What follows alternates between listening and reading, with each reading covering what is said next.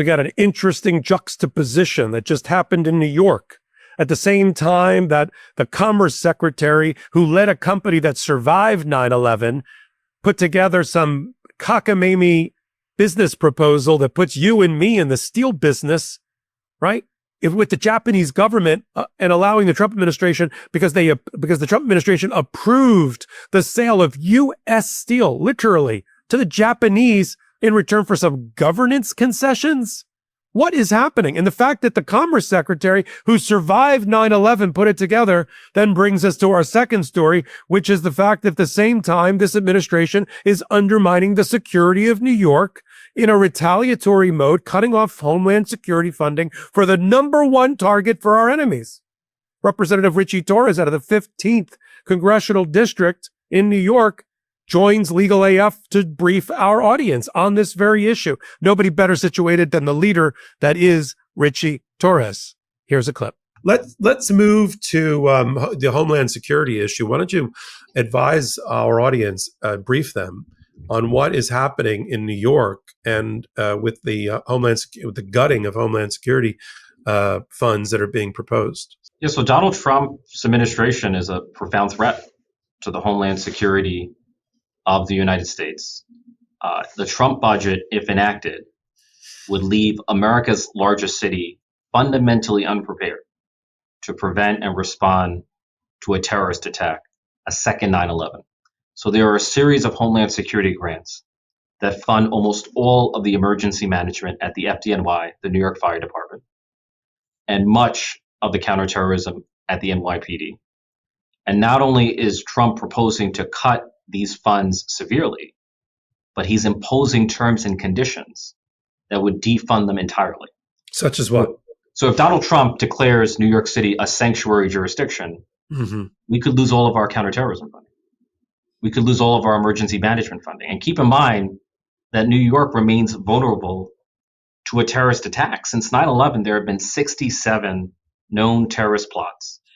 2/3 of those plots have transpired in the last 10 years. In the first half of 2025 alone, there have been 7 terrorist plots. And so Donald Trump is intent on defunding the Homeland Security of America's largest city at a time when we're facing an average of 1 terrorist plot per month. Yeah, which is, again, his depraved retaliation against the city and a state that used to be his home, that is his home. It's unprecedented, as we've said over and over again. So what can the Congress people and the senators from New York, of course, and the governor, what can we do about it? Look, we're going to do everything we can to prevent it. And he cannot pass the budget. This is separate from reconciliation. He cannot pass annual appropriations without bipartisan support.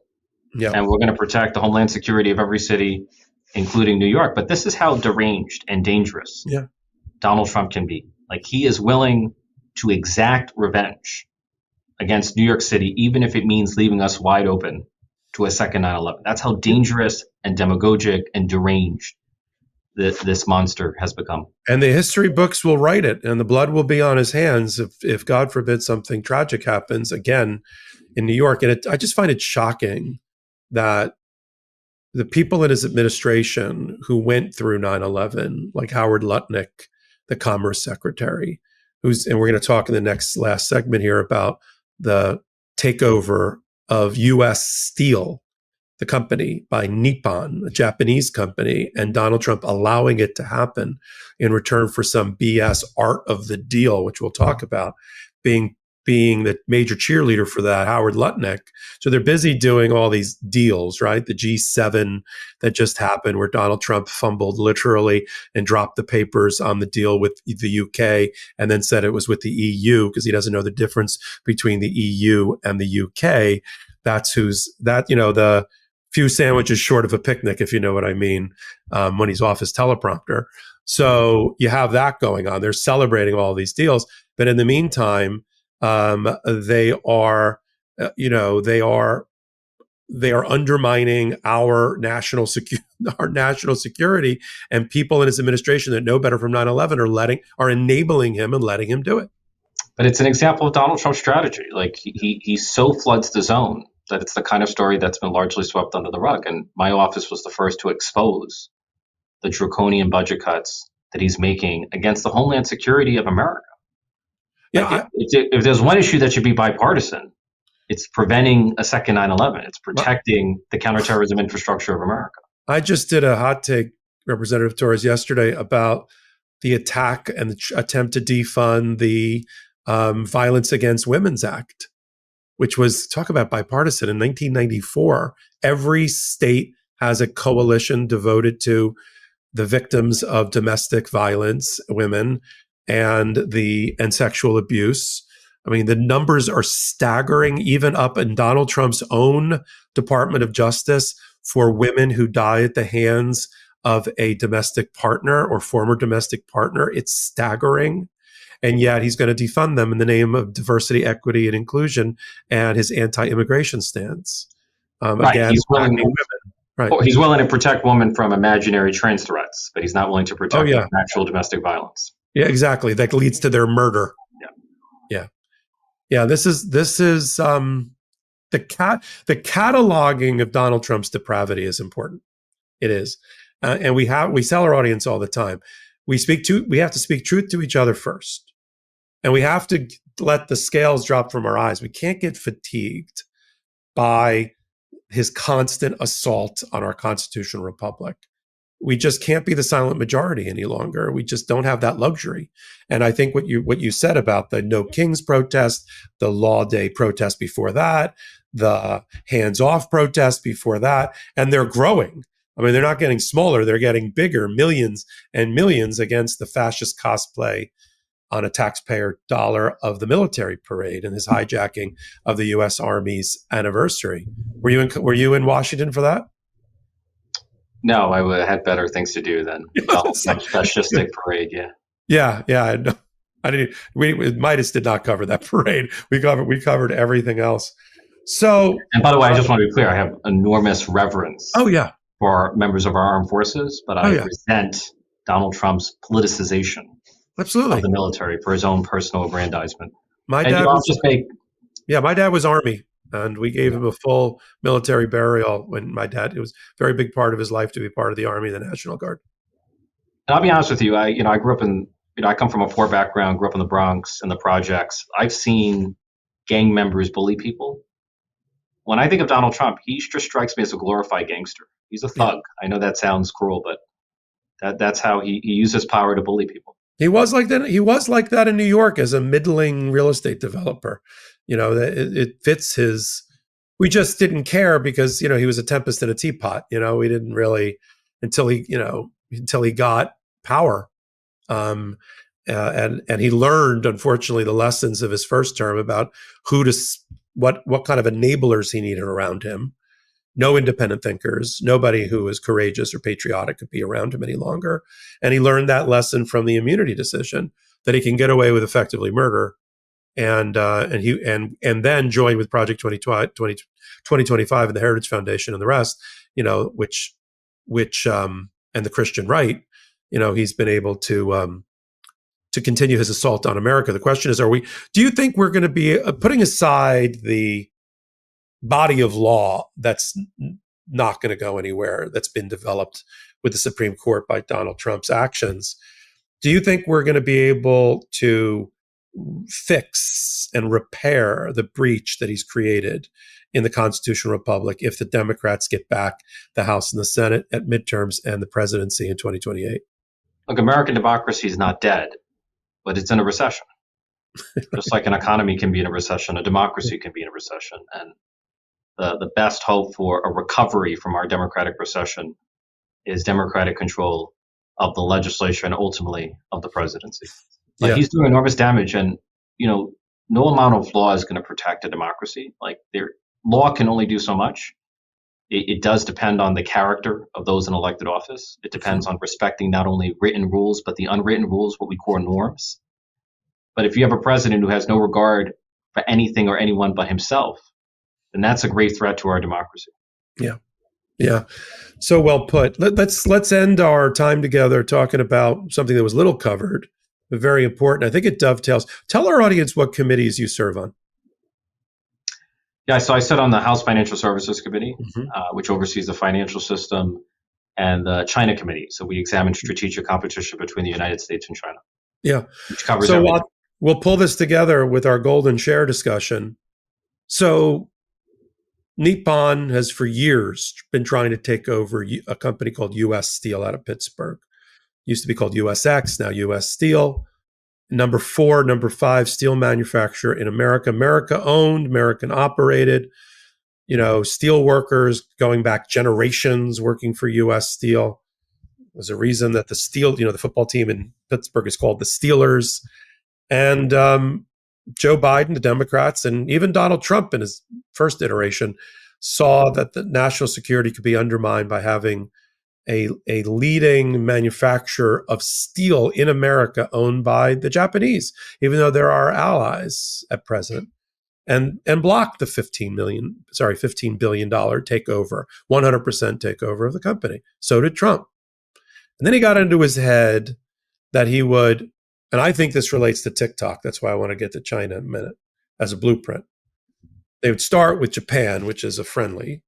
They'd let the takeover happen, but only if Nippon gives the presidency effectively what's called a golden share, a class G stock in perpetuity to control governance and decision making about who gets hired and fired. I assume what industries they go into or what markets they go into, exporting of jobs, investment, all different things. Where now taxpayers and the American people are now in business with a Japanese company, whether we like it or not.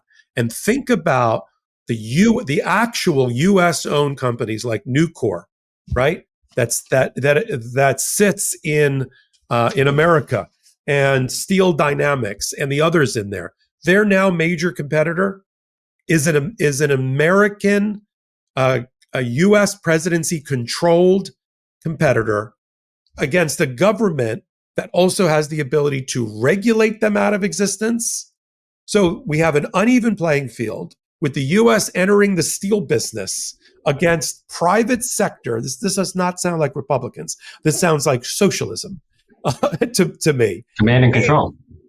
Say it Command again. and control. That's Right, command and control. Right, and it's not just for Trump. It's for all presidents, whether we want it or not. Until you guys get control of the House and the Senate, and we get rid of that deal. But in any event, that is the deal. And they're celebrating it over on the Trump side, and the Commerce Secretary, art of the deal. And this is amazing. And we figured out the way. This is a blueprint, isn't it, Representative Torres, for TikTok to be resolved with a golden share? With your perch on these committees, what's your view on all this?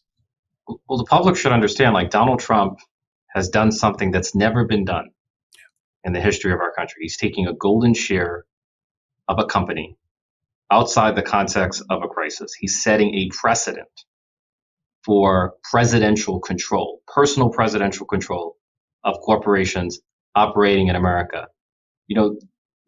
Back in the past, there were neighborhoods in America that were essentially controlled by the mafia. And in order to open a business in those neighborhoods, you would have to pay the mafia a tax or a toll. There's a sense in which Donald Trump is turning himself into a mob boss. And he's signaling to the world, if you wish to do business on my turf, you have to pay me a tax. You have to give me a golden share of your company. Like, again, he's aspiring not only to be an authoritarian, but a totalitarian. He wants command and control of the economy. He wants command and control of civil society. We see this dynamic with the Liberation Day tariffs. He'll impose tariffs on everyone. And if you want exemptions, you have to reach out to Trump personally. He wants to create a world where every country and every corporation petitions the king for special privileges and exemptions. Like, that's the world shaped in the image of Donald Trump. Yeah, and it's completely against conservative ideals. It's completely against everything in America. Everything. The only time, as you've said, that we've ever been in the business of being in business is when we bailed out a General Motors and had to take a share to protect the investment of the American people, or a bank during the financial crisis, or when Barack Obama, we just got our money back and did well with some of those investments. And that was not even a golden share. No, we just took an equity piece. Investment. Yeah. Right. It was backed by something. This is, as you said, it's just a mob boss sitting around. And if I'm Nucor or the real U.S. steel companies now, my competitor is the Commerce Secretary, the President of the United States, who can also regulate me out of existence, and the labor unions, the steel workers, who did not rally around the Democrats the last time the way they should have, are now sitting around clucking about, oh, this is terrible. This undermines all, U.S. national interest and the rights of workers. Like, yeah, well, what did you think was going to happen when you didn't properly support the Democrats as the party of labor? And we know that, Trump is willing to weaponize the Justice Department against his enemies, weaponize the military against his enemies. What is to stop him from not weaponizing what's to stop him from weaponizing the corporations? He could decide, I'm going to cut off the supply of steel to the blue cities. So when do the Democrats start some hearings? Because now that Donald Trump has a taste for this, right? With Nippon, what's next, right? Representative Torres, Tik Tok, a sovereign wealth fund, all those wet dreams of Donald Trump and the people around him. He's now going to try to execute one at a time. And the question is, what are we going to do about it as an American people and the Democrats in Congress? Look, Donald Trump's message is that he's a king and the rest of us are his subjects. And we, the American people, have to make it crystal clear. America is no monarchy. Donald Trump is no king, and we are not his subjects. We are citizens, and we're able and willing and ready to fight for our democracy and to restore our democracy. And that's the message we have to send in 2026 and beyond. Yeah, that's very, very encouraging, and it's consistent with, I think, the message that our audience wants to hear. They're taking to the streets.